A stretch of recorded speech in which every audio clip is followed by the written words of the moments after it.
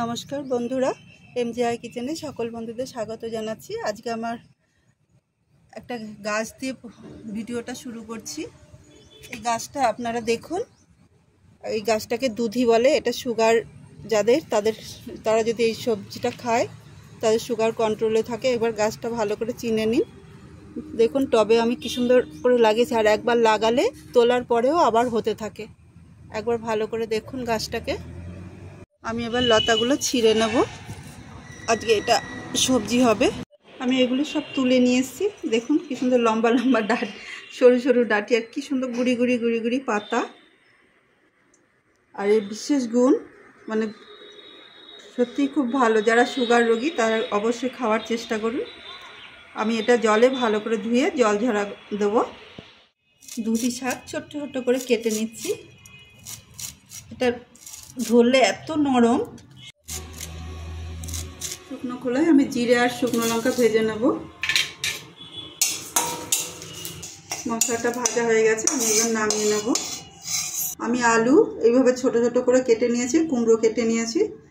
এই রান্নায় বেগুনও খাওয়া যায়, বরবটি এসব সবজিগুলোও দেওয়া যায়, কিন্তু আমি আলু আর কুমড়ো দিয়ে করছি। দিয়ে দিচ্ছি জল, হলুদ, আর দিয়ে দিচ্ছি স্বাদ মতন নুন। এটা দিয়ে আমি ঢাকা দিয়ে আলু আর কুমড়োটা ভাপিয়ে নেব। ভাজা মশলাটা বেটে নিচ্ছি, মিহি করে গুঁড়ো করে নেব।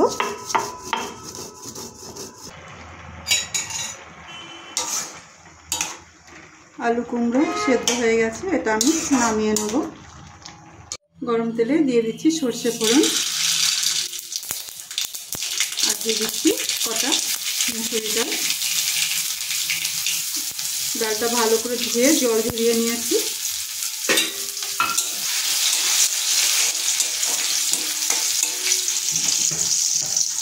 ডালটা সুন্দর ভাজা হয়েছে। এবার আমি দিয়ে দিচ্ছি দুধি শাক।